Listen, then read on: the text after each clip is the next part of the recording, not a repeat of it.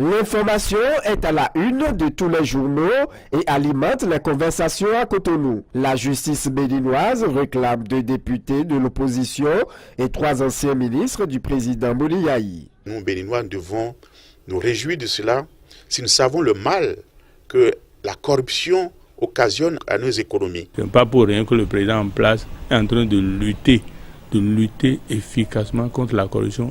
Selon les partisans du président Talon, ces poursuites inaugurent l'ère de l'impunité au Bénin. C'est pas normal. Si chaque fois l'impunité doit continuer parce que quand quelqu'un fait quelque chose, il faut aller se cacher à l'Assemblée pour ne pas pouvoir... Non, c'est pas normal. Le vrai problème qui se pose aujourd'hui, c'est le problème de la lutte contre l'impunité pour que les maigres ressources que nous arrivons à collecter de part et d'autre arrivent à nous suffire. Nous demandons aux députés, à l'Assemblée nationale, de soutenir la population. C'est la population qui les a mis là. Ils doivent travailler pour la population. Ils doivent faire ce travail.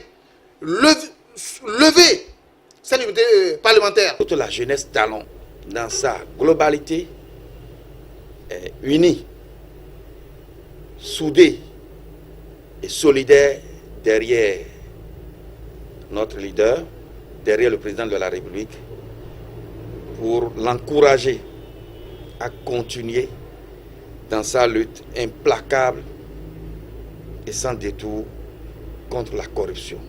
Les députés proches du gouvernement se disent prêts à voter pour la levée de l'immunité parlementaire de leurs collègues. La caverne d'Ali Baba, je ne suis pas prêt à continuer de permettre qu'on colle cette étiquette à l'Assemblée. Je pense que la plupart des députés sont dans cette logique. Non, lever l'immunité parlementaire, c'est juste pour leur dire, bon, et vous allez vous mettre à la décision de la justice. Ça ne veut pas dire qu'on va les enfermer. Ça ne veut pas dire ça. L'opposition dénonce des montages grossiers pour faire taire certains de ses leaders. On fait les audits ciblés.